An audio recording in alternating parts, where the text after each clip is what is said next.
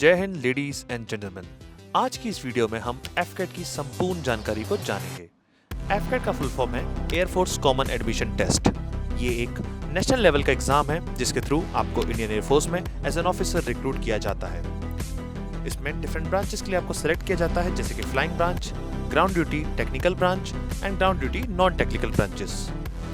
हर साल 2 बार ये एग्जाम होता है, एक बार फरवरी में एफकेट 1 जिसे कहा जाता है और एक बार अगस्त में एफकेट 2 जिसे कहा जाता है। अब हम बात करेंगे एलिजिबिलिटी क्राइटेरिया की। अगर हम बात करें फ्लाइंग ब्रांच के लिए तो इसमें एज लिमिट होती है 20 से 24 साल, यानी कि 1 जनवरी 2026 तक आपकी उम्र 24 साल से कम होनी चाहिए। कैंडिडेट जिनके पास वैलिड कमर्शियल पायलट लाइसेंस है यानी कि CPL है, उनके लिए अपर एज लिमिट 26 साल तक होती है, यानी कि उन्हें एज लिमिट में रिलैक्सेशन प्रोवाइड किया जाता है। एजुकेशन क्वालिफिकेशन की अगर हम बात करें तो फ्लाइंग ब्रांच के लिए 10+2 में फिजिक्स और मैथ्स कंपलसरी होना चाहिए with minimum 50% marks in each. Graduation minimum 3 years की डिग्री किसी भी डिसिप्लिन से और मिनिमम 60% मार्क्स के साथ, जो कि एग्रीगेट मार्क्स होने चाहिए। BE BTech की डिग्री 4 साल की, जिसमें कि 60% मार्क्स होने ही चाहिए। अगर हम बात करें ग्राउंड ड्यूटी टेक्निकल ब्रांच की तो एरोनॉटिकल इंजीनियर यानी कि इलेक्ट्रॉनिक्स के लिए एज लिमिट है 20 से 26 साल, 1 जनवरी 2026 तक। एजुकेशनल क्वालिफिकेशन की बात करें तो 10+2 में फिजिक्स और मैथ्स कंपलसरी होता है with minimum 50% marks each subject. Graduation में, पोस्ट ग्रेजुएशन में, इन इंजीनियरिंग में और टेक्नोलॉजी के 4 साल की डिग्री के लिए आपको 60% मार्क्स भी एक्सेप्टेड होते हैं। अगर अप्लाइड इलेक्ट्रॉनिक्स में communication engineering, computer engineering, technology, electrical, electronics, information technology, instrumentation and telecommunication etcetera, कुछ ऐसी डिग्री हैं जिसमें आप ग्राउंड ड्यूटी टेक्निकल ब्रांच के लिए अप्लाई कर सकते हैं। फिर हम बात करते हैं एरोनॉटिकल इंजीनियर मैकेनिकल की। इसमें भी एज लिमिट 20 से 26 साल की होती है। एजुकेशन क्वालिफिकेशन इसमें 10+2 में फिजिक्स और maths compulsory with minimum 50% marks each. Graduation, post graduation में इंजीनियरिंग या टेक्नोलॉजी के 4 साल की डिग्री में 60% मार्क्स होने चाहिए। इसमें जो एक्सेप्टेड ब्रांच है वो है aerospace, aeronautical, mechanical, production, industrial engineering etcetera.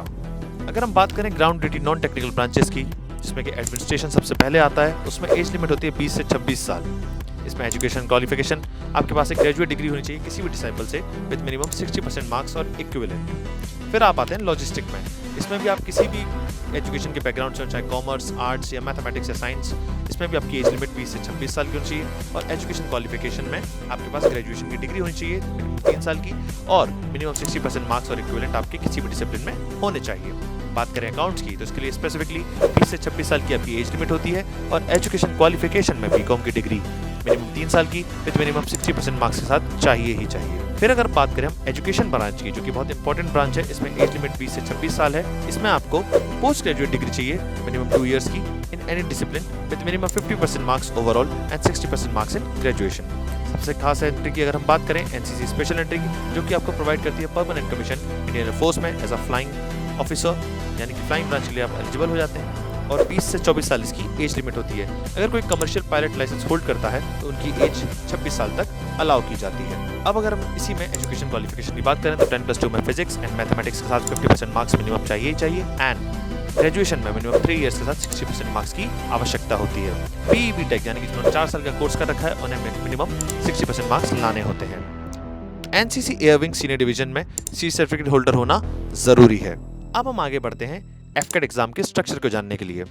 एफकेट written exam का स्ट्रक्चर कुछ ऐसा होता है। टोटल 100 क्वेश्चन पेपर में आते हैं। 300 मार्क्स का पेपर होता है जो कि MCQ बेस्ड एक कंप्यूटर बेस्ड पेपर होता है। इसमें जनरल अवेयरनेस में 25 क्वेश्चंस, इंग्लिश में 30 क्वेश्चंस, न्यूमेरिकल एबिलिटी में 20 क्वेश्चंस और रीजनिंग एप्टीट्यूड टेस्ट में 25 क्वेश्चन, यानी कि टोटल 100 सवाल होते हैं। हर सवाल के लिए आपको 3 मार्क्स होते हैं और इसी के साथ ही माइनस मार्किंग भी इसमें होती है, जिसमें 1 नंबर आपको कटता है प्रति गलत आंसर के लिए। अब जब आपको एफकेट एग्जाम का पैटर्न क्लियर हो गया है तो तैयारी कैसे करें?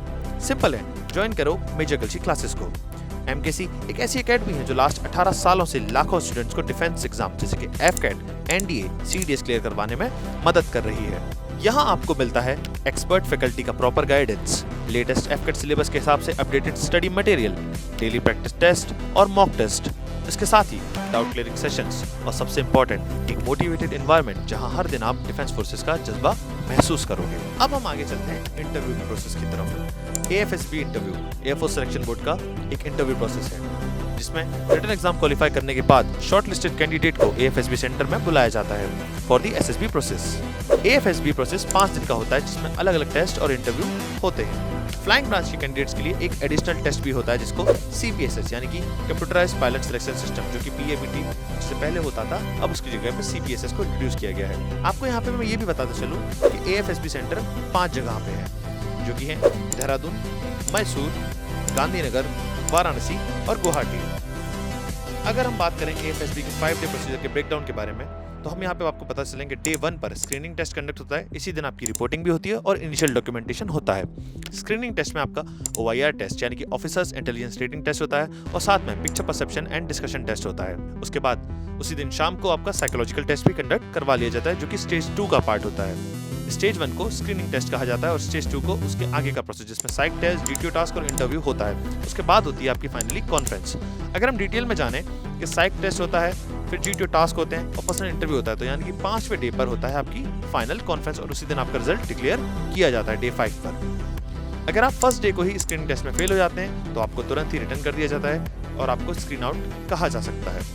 स्टेज 2 में फुल 4 से 5 डेज का प्रोसेस होता है, जिसको सेलेक्ट करने के बाद आप आगे चल के रिकमेंडेड या नॉट रिकमेंडेड कहलाते हैं। कॉन्फ्रेंस आउट कैंडिडेट का अर्थ होता है नॉट रिकमेंडेड कैंडिडेट, जो कि रिकमेंड नहीं हो पाए। अगर हम बात करें मेडिकल एग्जामिनेशन की, जो कि रिकमेंडेड कैंडिडेट्स के लिए होते हैं, तो फिर AFSB इंटरव्यू क्लियर करने के बाद कैंडिडेट्स को मेडिकल एग्जामिनेशन के लिए बुलाया जाता है। मेडिकल टेस्ट बहुत ही डिटेल्ड होते हैं, eye sight, hearing, height weight standards, internal body checkups etcetera.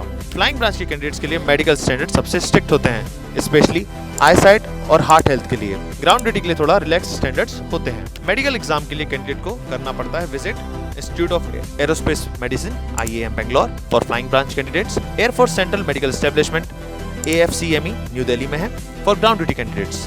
इसके बाद प्रेजेंट होती है आपकी फाइनल मेरिट लिस्ट, जिसमें आपके रिटन एग्जाम के मार्क्स, AFSB इंटरव्यू के मार्क्स का कंबाइंड स्कोर बनाया जाता है। मेडिकली फिट कैंडिडेट्स के बीच में से हाईएस्ट मेरिट बनाई जाती है। तो दोस्तों, रिटन एग्जाम क्लियर करने के बाद नेक्स्ट हर्डल होता है AFSB इंटरव्यू और मेडिकल एग्जामिनेशन। अगर आपने FCAT रिटन एग्जाम क्लियर किया है तो नेक्स्ट स्टेप है perfect preparation for the interview and the medical test, and that's where major Kalshi classes come into play. Major Kalshi classes में हम आपको गाइड करते हैं AFSB इंटरव्यू के हर स्टेज से लेकर मेडिकल टेस्ट तक। आपको psychology test, group discussions, GTO task और पर्सनल इंटरव्यू का कंप्लीट प्रिपरेशन मिलेगा। आपको mock interviews, daily group task and doubt session की मदद से अपना कॉन्फिडेंस और परफॉर्मेंस बूस्ट मिलेगा और मेडिकल प्रिपरेशन के लिए भी MKC नंबर 1 चॉइस है। देखिए, अगर आप बात कर रहे हैं कि FCAT ही क्यों, तो इंडियन एयरफोर्स में करियर काफी रिवॉर्डिंग होता है, एडवेंचर, प्राइड और एक प्रेस्टिजियस लाइफस्टाइल मिलती है और FCAT के थ्रू आपको एक जबरदस्त अपॉर्चुनिटी मिलती है अपना सपना पूरा करने की। तो दोस्तों, ये थी एक शॉर्ट एंड क्रिस्प एक्सप्लेनेशन पूरी FCAT के बारे में। अगर आपको ये वीडियो पसंद आई हो तो चैनल को लाइक, शेयर और सब्सक्राइब करना ना भूलें। जय हिंद, जय भारत।